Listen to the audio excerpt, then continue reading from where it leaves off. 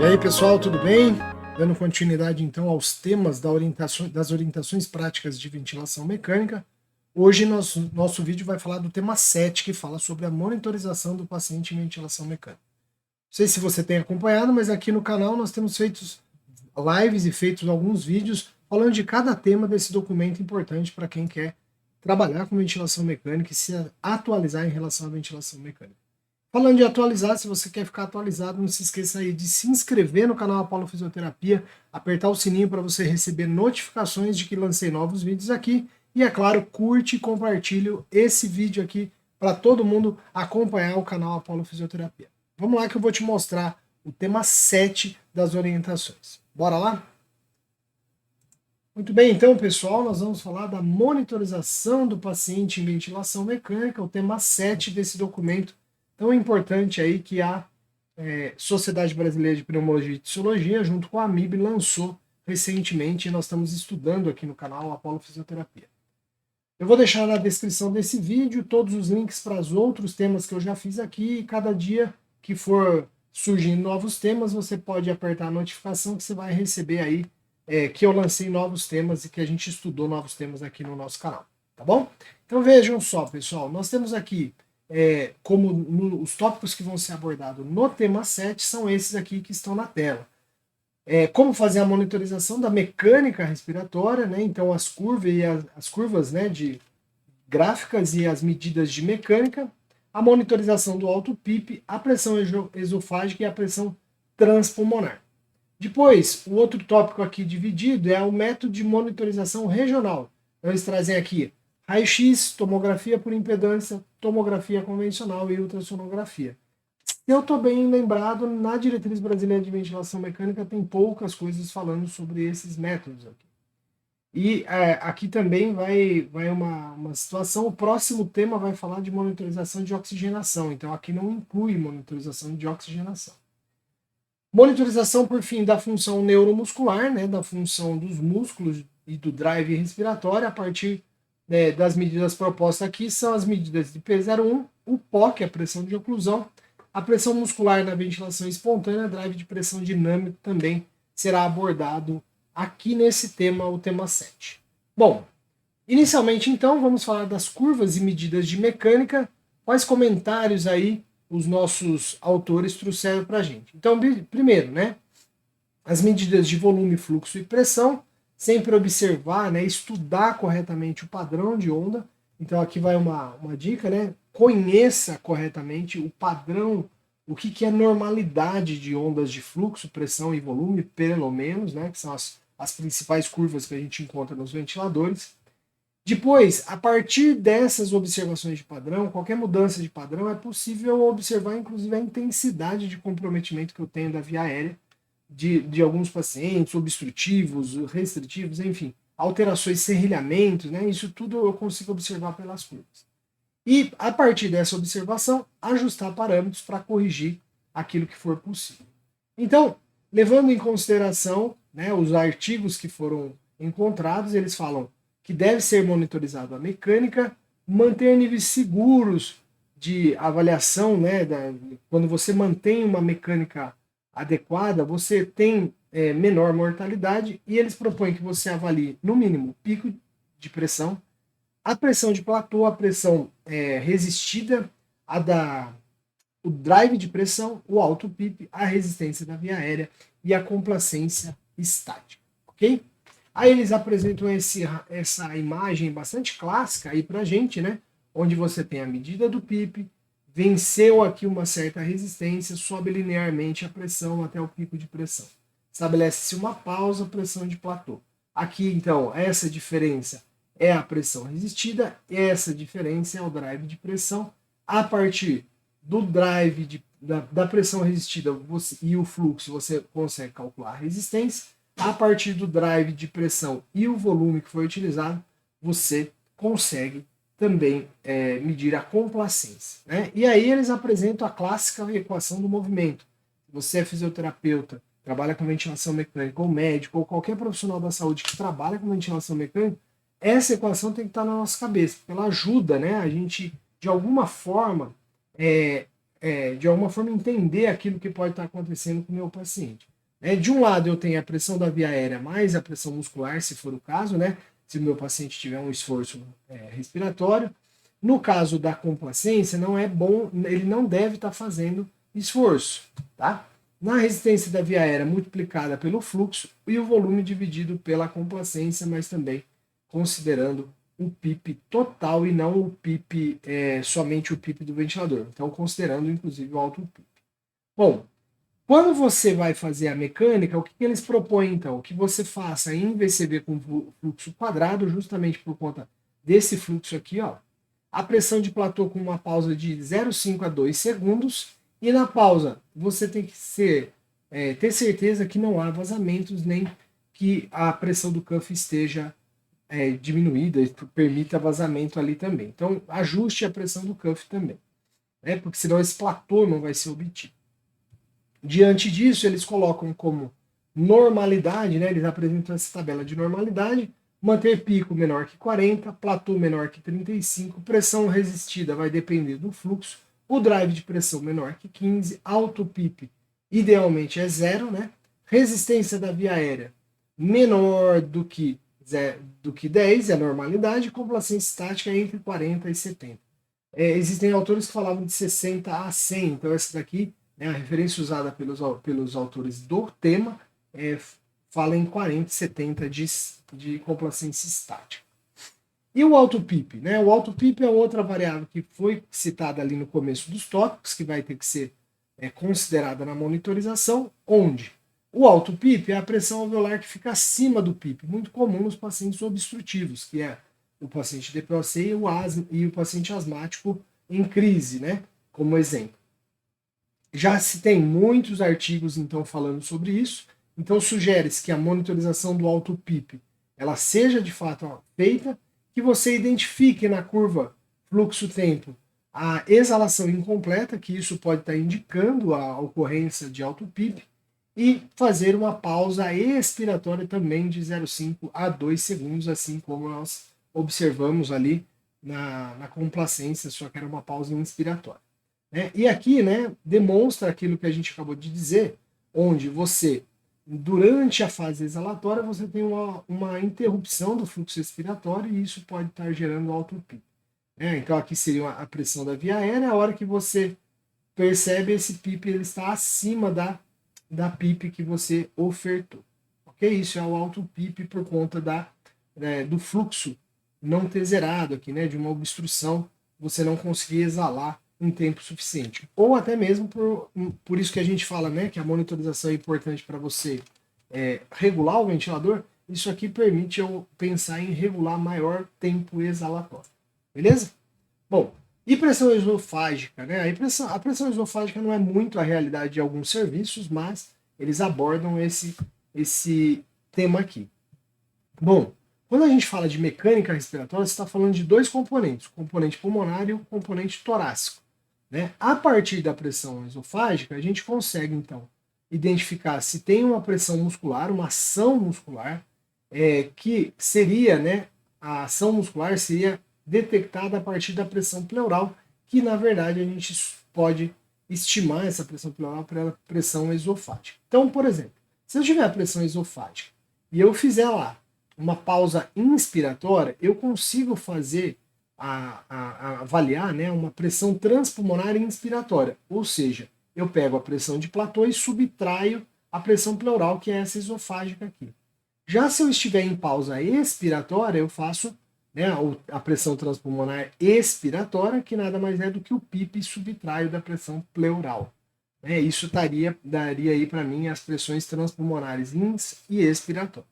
Bom, o que esse povo aí, né, comentou e considerou então a respeito disso, né? Primeiro, usar de acordo com disponibilidade e caso de gravidade do seu paciente, né? Porque é um método invasivo, precisa de uma sonda, né, de um catéter esofágico.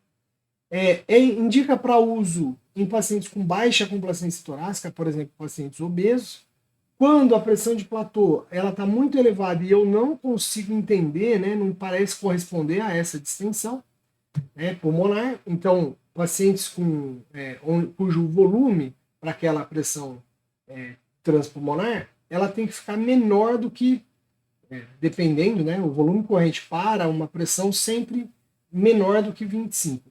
De novo, então eu uso um volume corrente que mantém uma pressão esofágica inspiratória menor que 25. Né? A pressão esofágica expiratória ela pode ser usada para titulação da PIP, especialmente nos pacientes com SARA, e aí ela fica ali entre 0 e 2 centímetros de água, ok? Depois ele vai falar de exames regionais, então ele vai falar da radiografia de tórax, né? Você que trabalha em UTI tem que saber muito sobre a radiografia de tórax, que é um exame bastante comum na nossa prática clínica.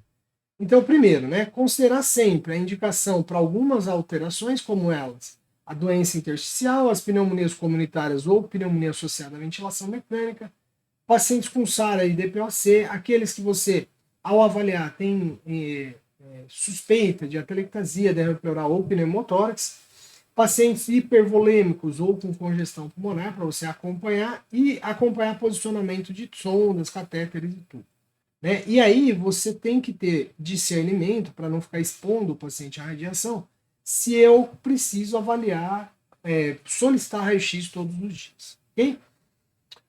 Tomografia por impedância elétrica. Tomografia por impedância elétrica é outro método de realidade, que para alguns hospitais não é realidade, mas, de novo, aqui vai ser abordado, né, vai ser considerado pelos autores que escreveram esse tema.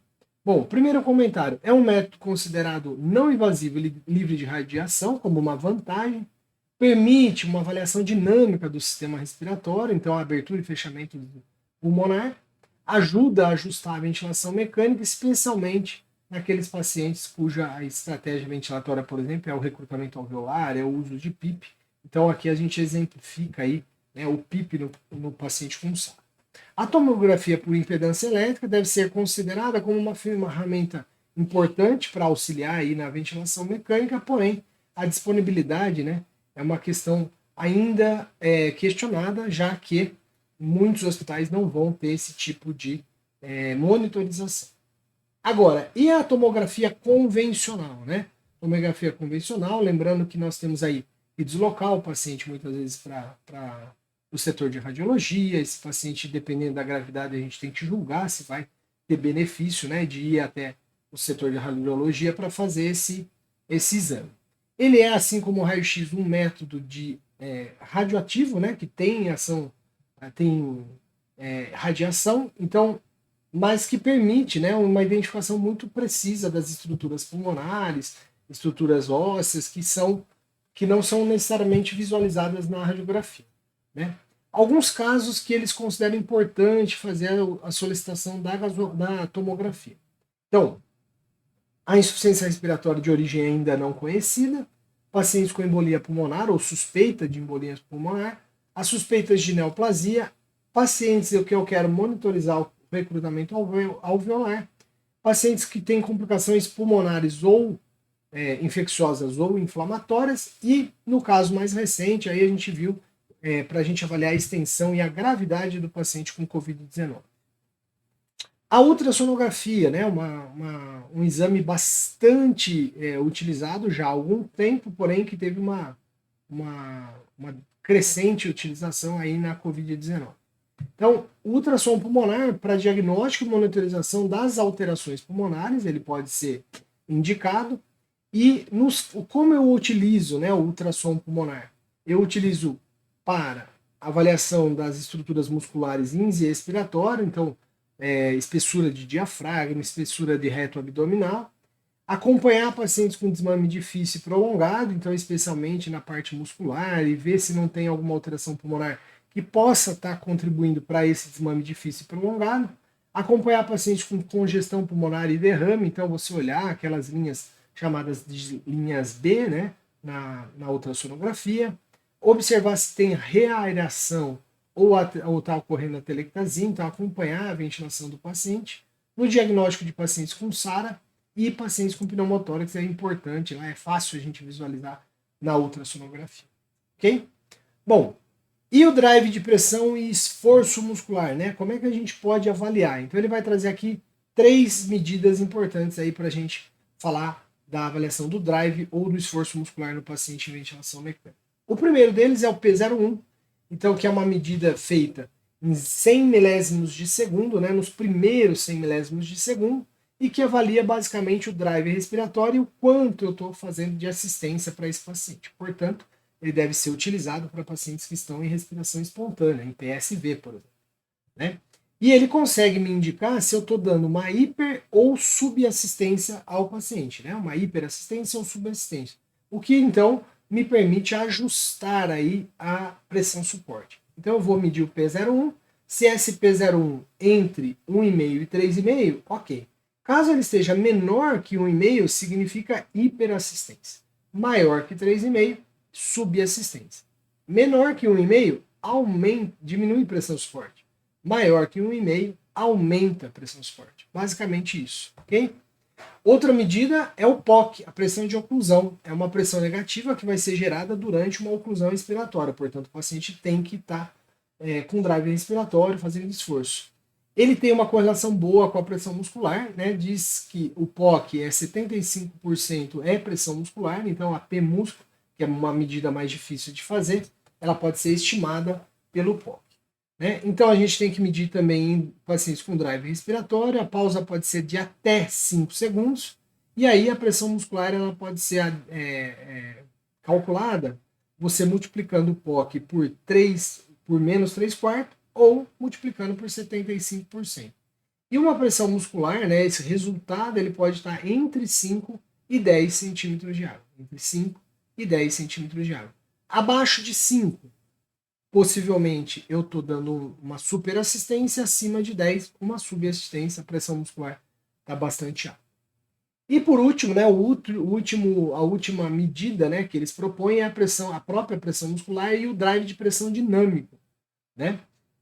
O que eles colocam inicialmente? Se eu inspirar profundamente, eu vou aumentar a tensão e a distensão alveolar, podendo gerar o que a gente chama, né, de ventilação mais regionalizada, que geraria um efeito pendular. Né?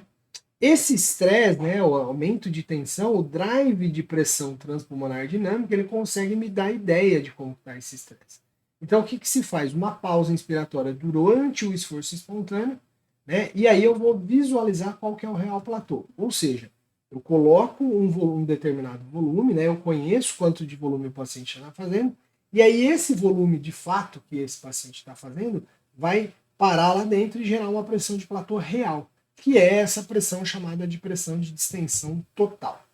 Vamos ver então como que a gente usa isso daqui. Então, primeiramente, ó, nós temos aqui um paciente em que foi realizada uma retenção, né, ou seja, uma pausa. Essa pausa, quando você observa no gráfico de pressão, você tem uma queda de pressão, um esforço do paciente. Isso é o POC. Quando eu falo de calcular a pressão muscular, a P músculo, basta eu usar a fórmula que eu já passei para vocês. Então, menos 3 quartos vezes POC, você tem a pressão muscular.